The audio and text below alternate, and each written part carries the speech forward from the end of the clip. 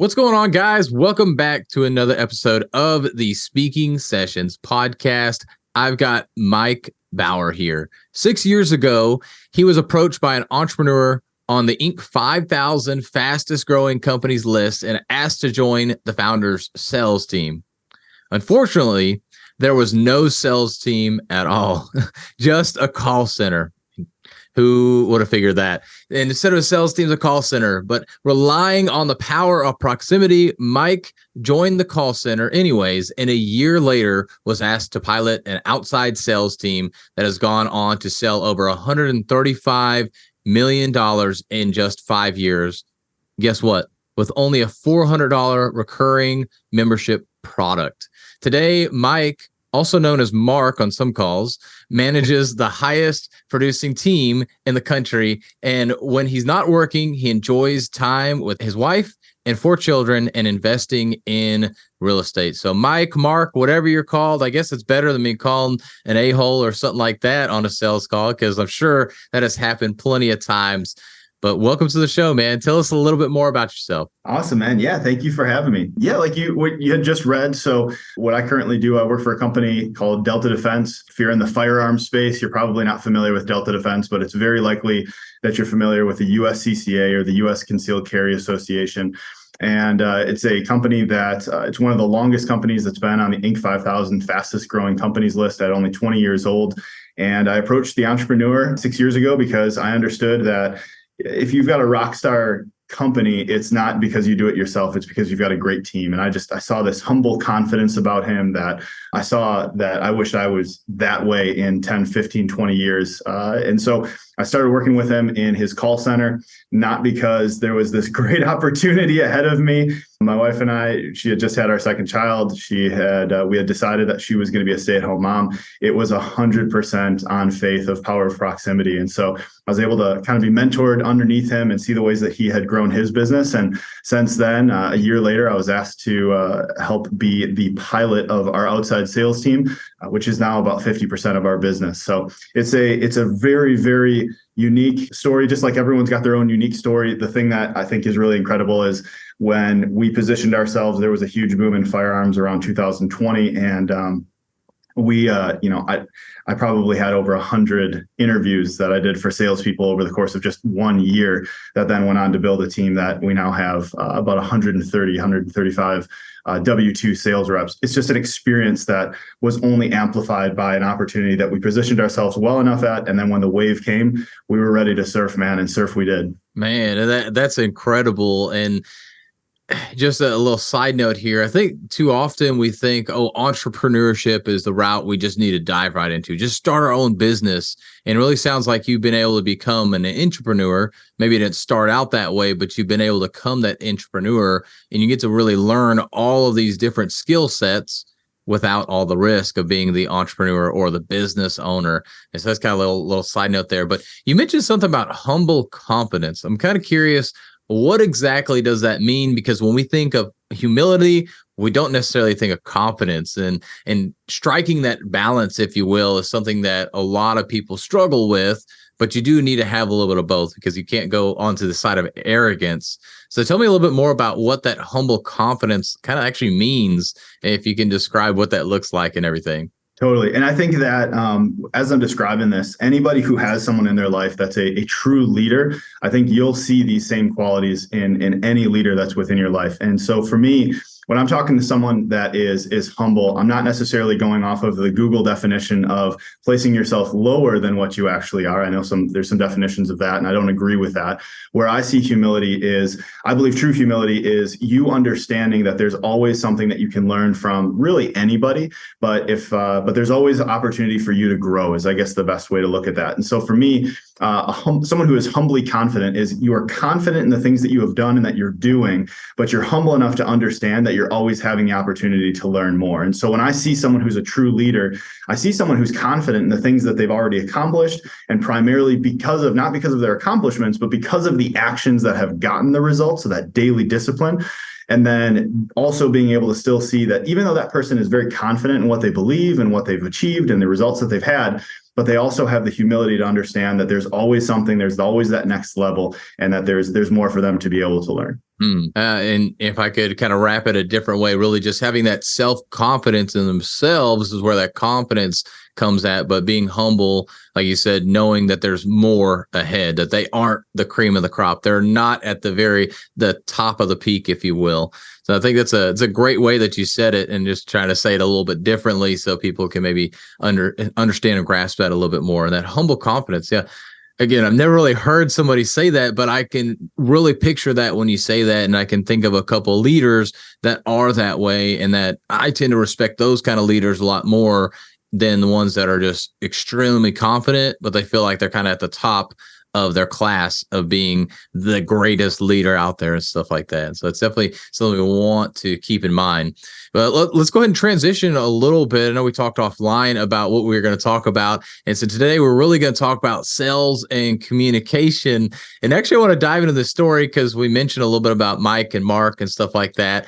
And so sometimes you get on sales conversations or sales calls, and we talked a little bit about mirroring as well, but you have to kind of adapt what just kind of happens in the conversation in that sales call to what's going on, and a little background for everybody.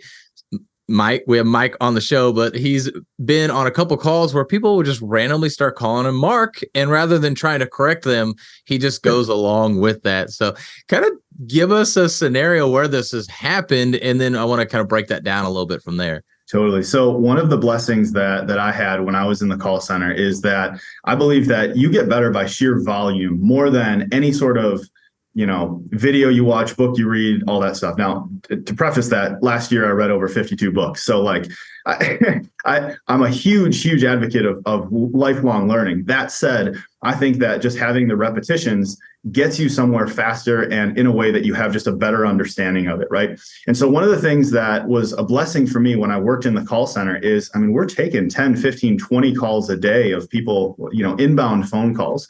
And when I was in the call center, we had a super queue, which meant there were people who were current customers and weren't current, so they're prospects that were calling in to get information. And our job was what we called one call resolution. You take care of it. So if someone was calling in to get a membership with us, we could have that call. If someone was calling us and it was the wrong phone number, we trained our team, and to this day we have multiple hundreds of people in the call center.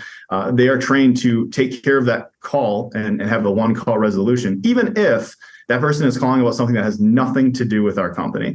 So we were truly customer service based first in order to get those sales.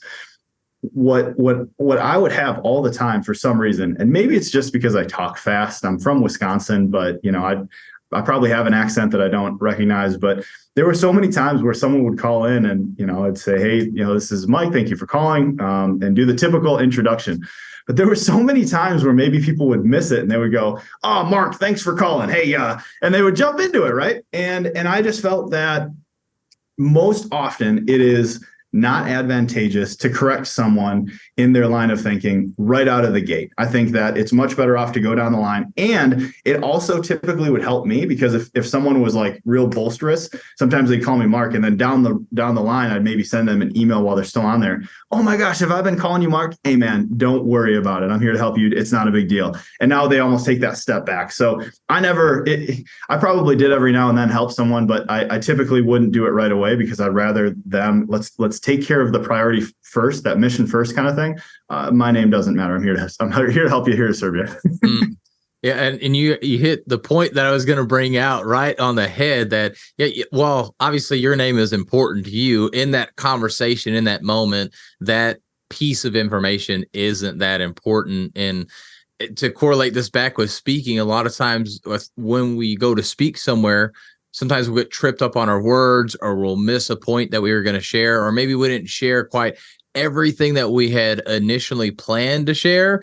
And yet we feel like, oh, well, hold on, let me go back and talk about that real quick. And we want to interrupt the flow of our speech just to go back to bring up that point. And just like your name in the moment wasn't that important for them to get right. Now, the other way, yeah, a little bit more important to get their name right for the transaction and stuff like that.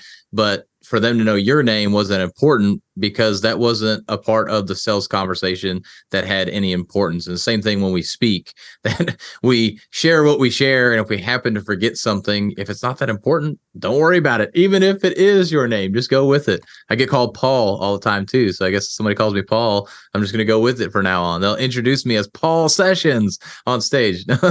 But Yeah. but how do you feel like you learned that concept though? Because I feel like that's something that a lot of us we take pride in our name, and we should take pride in our name. And hey, no, my name's actually Mike. No, it's not Mark, it's Mike. Like people want to correct really quickly. How do you feel like you learned that wasn't something that you needed to worry about? From being someone who talks too much. If you're in sales and you're a talker, which is most people who are listening, there's a very high chance that you are someone who either has or is about to go through this transition of over talking the sale too much. And I don't know if it necessarily came from books I read or from podcasts or whatever it is, but I'm always trying to learn.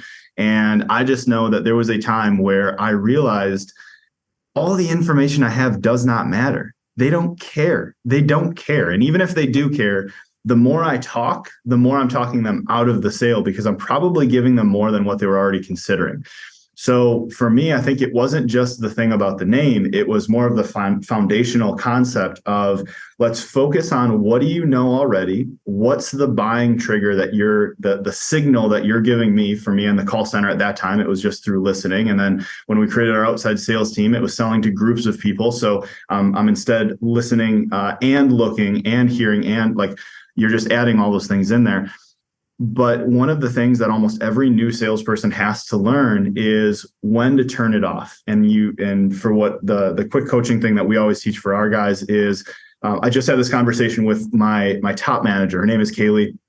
And we talked about how there's 3 different types of coaching. So if you're going to coach yourself, there's 3 different types of coaches. You've got someone who's brand new, who's on the job. You've got someone who's good, and then you've got someone who's great. The separator between them, typically, if you're a brand new coach, like if you've got a manager position or a player coach on a sales team, you've been put in that position because you're good at what you do. And often you're going to default back to, this is what I do that's good. And that's the coaching feedback that you're going to give. All right, well, if you're coaching yourself, that's out of the mix. So the next one is the good coach. And the good coach, typically what they're looking for is they're trying to give every single bit of information on how you can get better at what maybe it was a live listen or the call that you just had or whatever. The difference, though, in the separator, and if you've ever read the book From Good to Great, is a massive one. Going from a good coach where they give you everything, the great coach goes, what's the one thing? And so if you want to get better at that phone call, better at sales, I believe that a lot of times let's start with finding what's the one thing that this person is going to buy for, and let everything else be just added on top of that. They don't need to know about the pricing plan or the time of delivery or any of that. If all they're asking for is, does it do this one thing? Yes, it does. What other questions do you have? You don't need to be that person that just word vomits everything. And I guess that's the way that I always looked at that. Let's focus first on what's the main priority at hand. What's the reason they called in? What's the reason they're having the conversation with me? What's the one thing? And then we can figure out the rest. Yeah.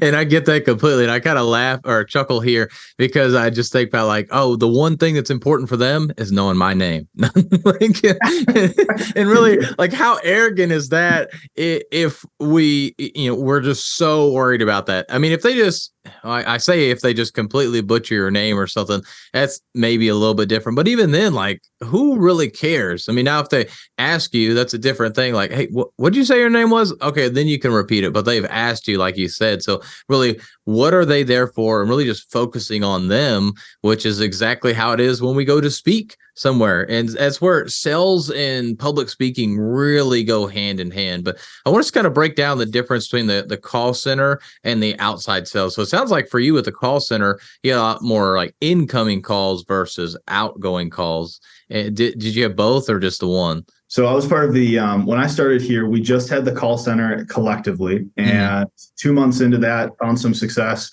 and myself and a few other people were asked to start the inbound sales team. So this would be someone who is just receiving calls, ideally from someone who's not already a member of ours.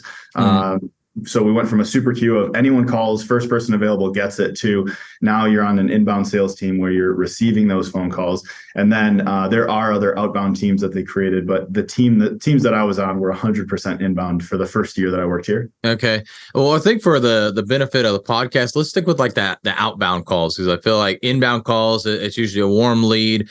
Obviously, there's nuances that are going to be there that are beneficial to learn. But from an outbound perspective, and I correlate this with cold DMs, where people are just constantly sending you DMs, especially LinkedIn.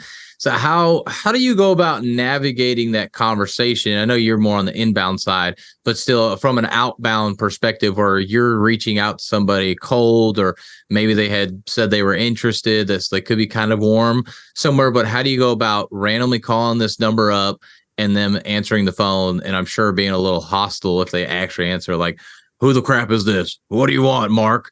So how do you go about winning them over quickly and then moving into the conversation to get towards the sell at the end? Sure. So I'll try and take a little bit more, almost a going upstream sort of thing with this. Now, there's different buckets that we could put this in as far as categories. This could be someone who maybe you're outbound dialing, or, like that door-to-door person who they're doing 80 to 200 outbound calls or door knocks a day, or whatever. Where our outside sales team lies is a little bit different, where our team, what we ultimately do, it'll make more sense if I describe it. Our team partners with firearms ranges and retailers so that we can sell our product to their customer base. That's the short version of it. And so the beginning of when someone starts with our team, the hardest 3 months that they should have with our business is the first 3 months where they're creating relationships with people who have a customer base, a revolving door of customers that we want to have access to. And so if you go back to the whole idea of know, like, and trust, these guys have to know who we are, which is, call, email, walk in the front door. They have to like us, ideally. But then the last one is they have to trust that if they give us their customer base, which for us is 100% in person.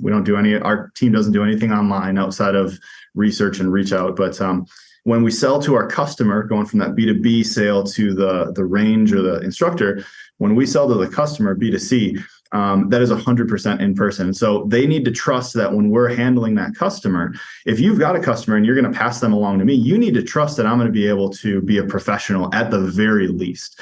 So the process for us is pretty simple. We understand what the ideal, because again, we start B2B and then we go B2C. If we can solve the B2B problem and create a partnership there, if they know, like, and trust us and they're cool with us, they're going to be cool with us speaking to their customers. And that's just a shoo-in. So we start with, what is the opportunity that we have that's going to be able to benefit that customer that we're going to reach out to, whether it's a range or a firearms instructor or whatever. And so we first need to figure out what it is that we have. So we've created a program for that. That's pretty simple. Then when we reach out to them, the main thing that we want to have is we want to make sure that we find a time where we can get them out of the forest fires. So if you are running a business that is a retail business, and coming from retail before I worked here, when someone calls you on the phone, it's the worst thing. Hey, is this a good time? No, I work retail. There is no good time. And so if we're reaching out to a manager of a retail shop who's got a training center, they've got a range, they've got retail items, they've got online promotions, they've got all that, we need to find a way that we can effectively get them out of that day-to-day. And a lot of times where that just comes down to sales 101. I'm here to take you out to lunch, here to take you out. You've always got to eat, whether that's here at your office. Ideally, we go and grab the spot up the road. That's your favorite place to go to. If you're grabbing lunch and it's outside of here, where are you going? I want to pay for it. That is essentially the most broken down, simple way to do it. There's 101 ways that you can do it. But the key is, let's get you out of the day-to-day so that all these little, dumpster fires that come up for anybody running a business, and make sure that they're not focused on other things. And even if it's just a 10 to 15 minute, we're scarfing down pizza real quick, that's where that conversation can happen. When you get someone out of their element, the last thing is, I always talk about the power of proximity. I think that's the same thing with sales. You get around someone, it breeds familiarity, and they understand that you're a real person. That's where you get your time to shine. Yeah. So yeah, I wasn't sure exactly how your business works. So thanks for sharing that and everything. But you're right. Like, getting there in person is so much better. And I think COVID really hurt a lot of us because we think that, oh, we can just do it online. And I've seen that even in some of the groups we run in, that they're like, oh, I'm just going to post online, things are going to happen. And that's not the case at all. And I've told this story a few times, not to you, but when I did my first event, my first speaking event where I hosted the event and everything, I actually had Doug Mitchell come out and speak. It was a flop. Not Doug. Doug did an awesome job at speaking, but the event itself was a flop because like nobody showed up. It was speakers and a couple other people, and that was it. And that's because I had this huge, or in my mind, a huge online presence. A lot of people that knew me, but I didn't have that local presence. And as I started getting a local presence, I've thrown smaller events, more like lunch and learns versus an actual like conference event, if you will. And I've had a lot more people show up to those with less planning than I did for the actual event that I threw, trying to bring speakers in and everything like that. And so getting that local presence, being in person with people is such a big deal. And so how, besides, I mean, pizza, besides going and getting some food, because I want to kind of speak to somebody that maybe they don't have that budget necessarily to go out to eat. What are some other tactics that maybe we can use, especially in person, to be able to win somebody over and maybe get them away? Because I like that tactic that, hey, let's get you away from the environment that you're in, because otherwise, oh, hold on a second. Yeah, let me go help them out. And everybody's going to come up to them the whole time, and then they can never make a decision.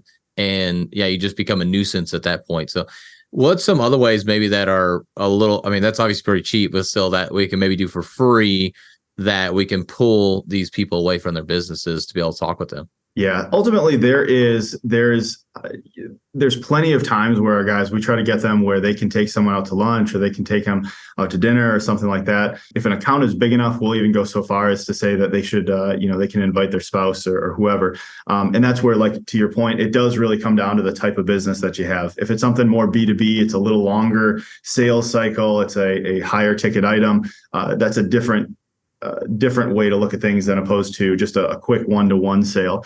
I think that the main thing though is number one, you got to make sure that you walk in there with the not only the intent of what you're trying to get, which simply said, you got to be willing to ask for the sale eventually.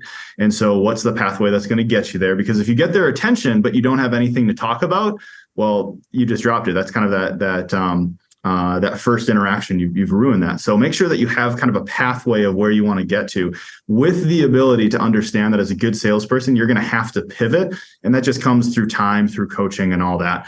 The other thing is, once you do have their attention, you got to make sure that, for me at least, most times there are people who just want to talk about business. And for guys like us, there's going to be times where, listen, if I'm taking a sales call or whatever, I'm only taking this because I understand that there's a business aspect to it. However, the majority of people that you're going to talk to, I forget the exact statistic, but the most people are going to be friendly. They're going to be talkers. And if you can find a way to talk about something that interests them outside of the business that's at hand, you will often be surprised at how much more friendly business at hand gets. So, for example, there was one of our managers. He went out to go see an account with a guy who, to kind of whitewash a little bit of the story, so it's not too easy to look into. There was a contact who was kind of he wasn't necessarily the yes or no absolute decision maker. He wasn't the owner of the company, but he was the training director, and so he had the ability to veto the decision. So the owner was already pretty bought in, but this guy was. We had found out that he was former special forces. And so we knew a little bit of this going into it. So we get the meeting, and our manager walks in there. And so you brought Jocko Willnick in, right? Yeah, exactly, right. And so our guy Nick walks in there, and Nick is one of the best communicators that I know. He's excellent at relationships, and this is actually something that I learned from him. So he goes in there, and before they get started, he notices that there's a very, very specific type of, gosh, I'm going to butcher this, I think it's a Black Panther chameleon that this guy has tattooed on his full sleeve of tattoos.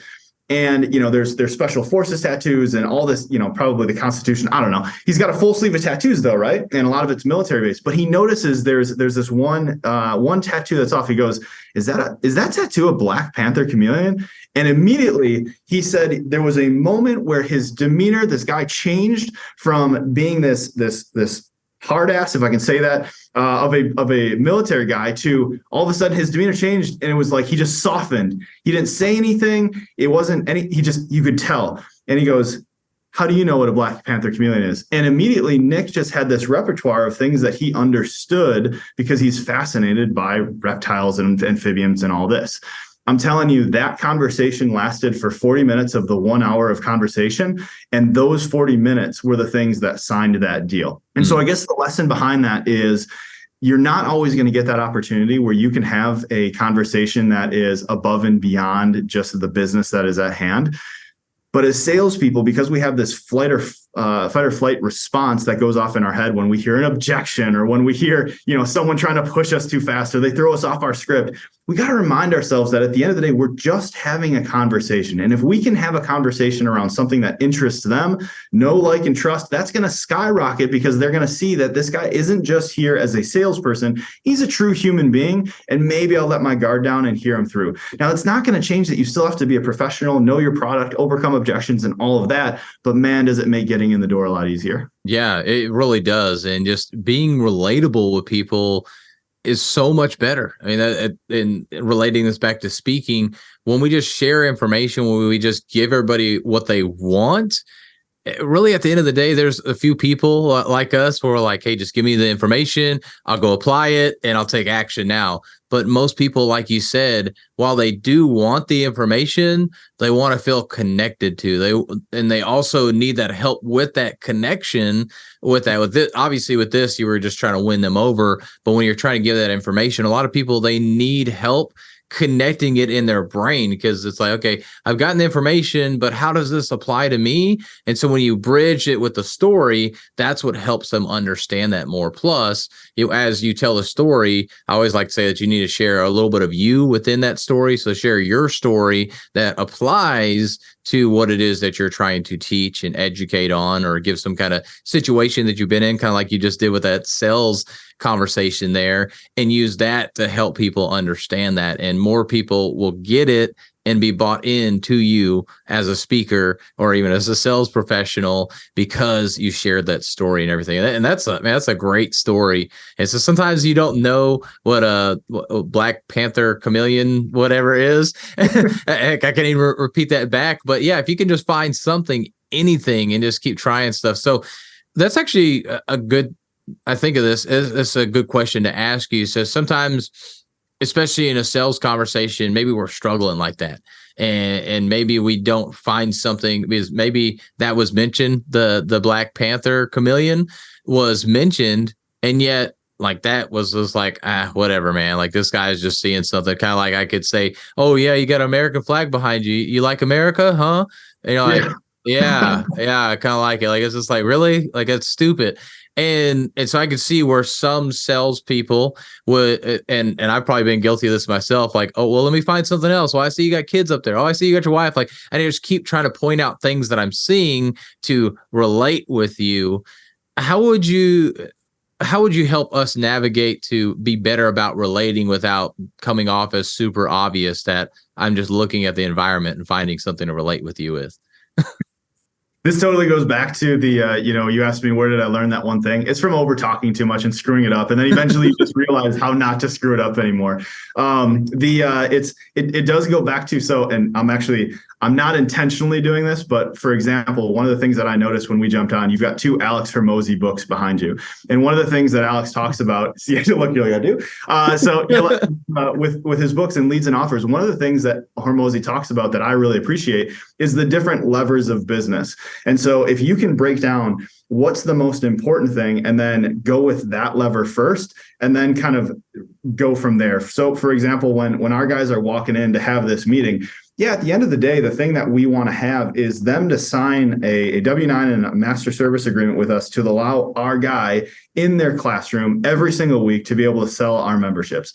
That would be great. But if we walk in there and we immediately say, this is what we want, sign here, like that just doesn't work. You don't go on a date and go, cool shoes, what's your bank account information?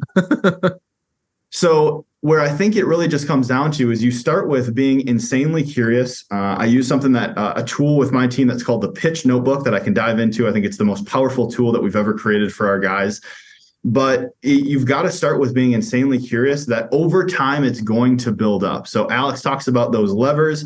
You want to start with first, let's see if we can hit a common ground. If that lever doesn't work, you got to go to the next one. You got to go to the next one. If you've done your research ahead of time, you don't have to, if the personal thing doesn't work, then it's going into the next one. When we walked into a partner of ours in Baltimore called Gumtree, I knew that the owner before he worked there was a Baltimore police officer, and so I asked him about because it kind of went away from, I couldn't come up with something that was entirely personal, but I did know that he had a sheriff's background, and so I asked him, I'm like Rick, what got you to go from being law enforcement officer to owning this massive range?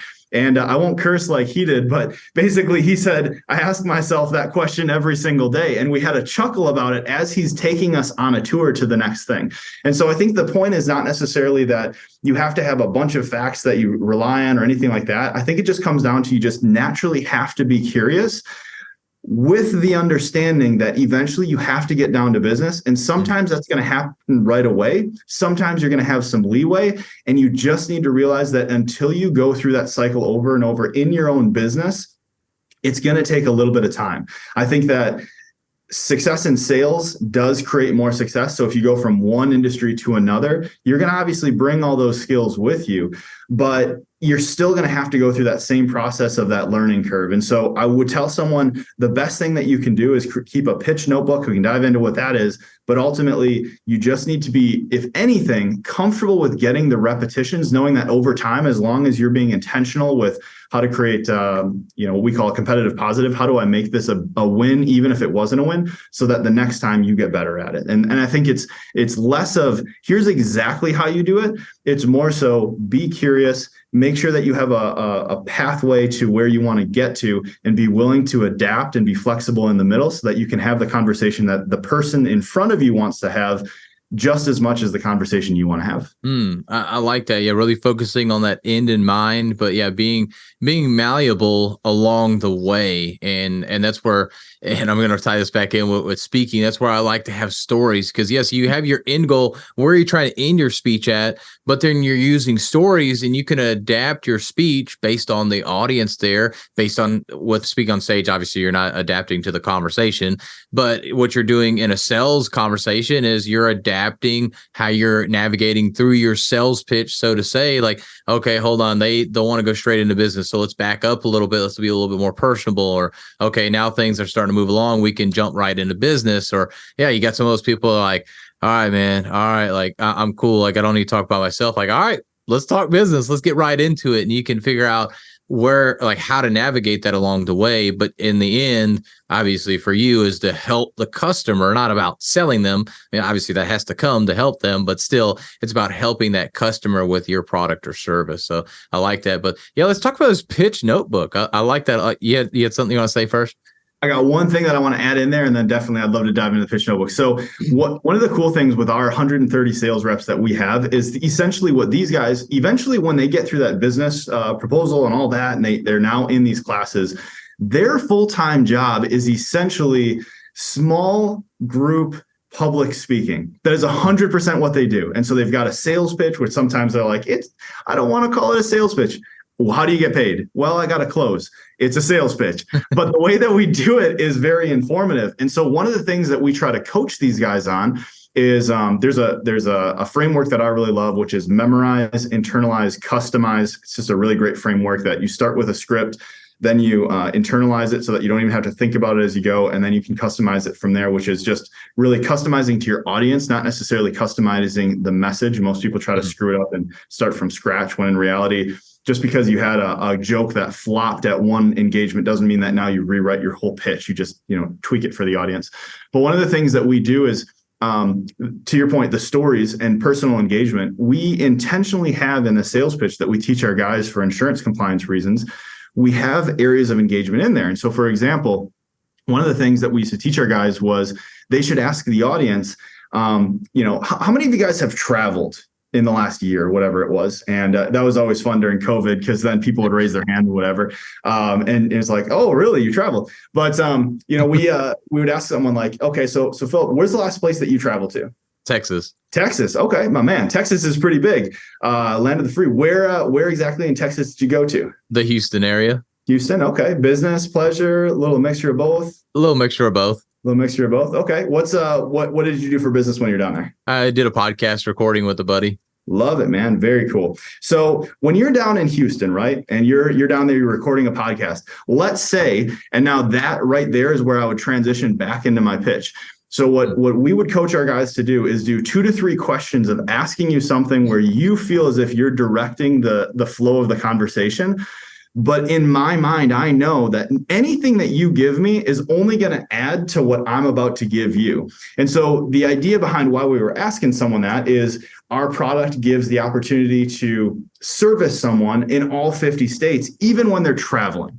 So when we're asking you business or pleasure, you might have some funny story of like, man, I was down in Texas. I didn't tell anybody this, but man, I was learning about dolphins. And we're like, dolphins? Like, I'm telling you the things that we would get, it would get the entire 5 to 10 people in this class. They've all been in this classroom for 4 hours listening to this instructor. Now this guy's down in Texas learning about dolphins. They're like, what? And all of a sudden you feel the room, the guard comes down, because now we're talking about dolphins. I thought we were talking about insurance. So the point there is, again, if you're able to take the message that you already have and you can find ways that you can interact with your audience, you don't always have the opportunity, especially a big group. It's hard to do that with a microphone or whatever. But we've been to those events where when you get the engagement from the speaker, even if you 3 steps removed, you can go, I know what he's doing right now. He's trying to get buy-in. We still feel more comfortable than the guy who's just talking to you the whole time. Yeah, I agree. And there's sometimes on the other side where I've seen the guy that like just so much buy-in, and that kills me. I get there's people that need tons and tons of interaction and tons of buy-in and saying yes 500 times before they finally get to the sale or whatever. But those kill me. Like what you're saying here, like a little bit, like I'm cool with that. Like even I'd probably be like, I get what they're doing, but I'm still liking it. But some of those guys that are speakers out there, they go way too far. It's like, all right, like Russell Brunson.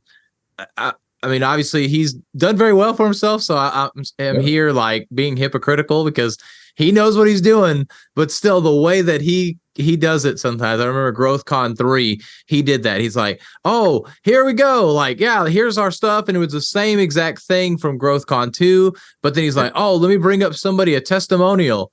And let me bring another testimonial. And he had like 8 testimonials. Like, dude, I get it. ClickFunnels works. I'm good. Like, oh, here I am talking about it. So clearly it was still working. Like I was still thinking about it, remembered the speech and everything. So I say this a little tongue in cheek, a little hypocritical, if you will, but you got to figure out who your audience is. And clearly I wasn't the audience because I've never bought ClickFunnels, but there's somebody out there that was there for that. And so, yeah, even if it's somebody like me that doesn't care for how you speak, still speak the way that you're going to speak. You got to be you at the end of the day, kind of like we talked about at the very beginning. But I think there's a good lesson to that, though, because there's a whole documentary on the lead up to GrowthCon 3. And I watched the recording of GrowthCon 2 where he did, 2 to 3 million in 90 minutes. And I mean, it was storybook. I mean, you could watch that. And there's a moment that he actually has from GrowthCon 2 that we implemented into our pitch.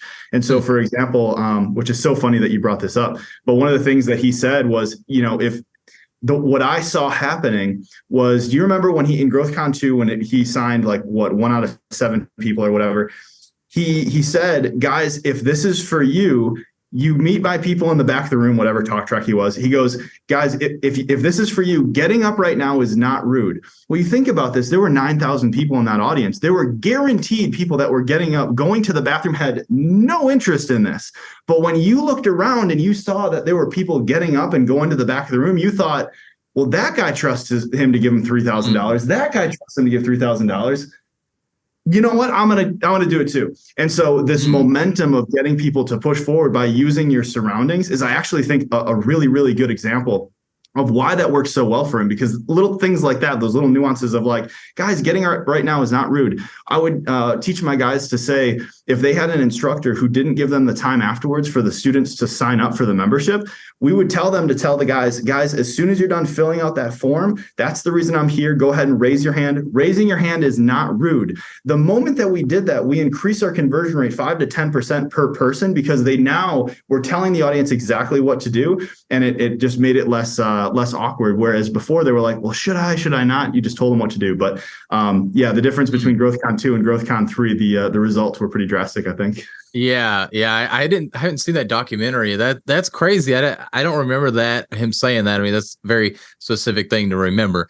But yeah, that is crazy to think. I mean, again, he is incredible at what he does. So I'm not saying that he's wrong by any means. It's just, I personally don't like that. And I know there's other people that don't. Yeah. But again, when it comes to speaking, when it comes to sales, you got to do what you like, what works for you. Like you mentioned, the conversion rate, the data is what matters at the end of the day. And if the data says this isn't working, don't do it. If it says it's working, keep doing it, no matter what people say.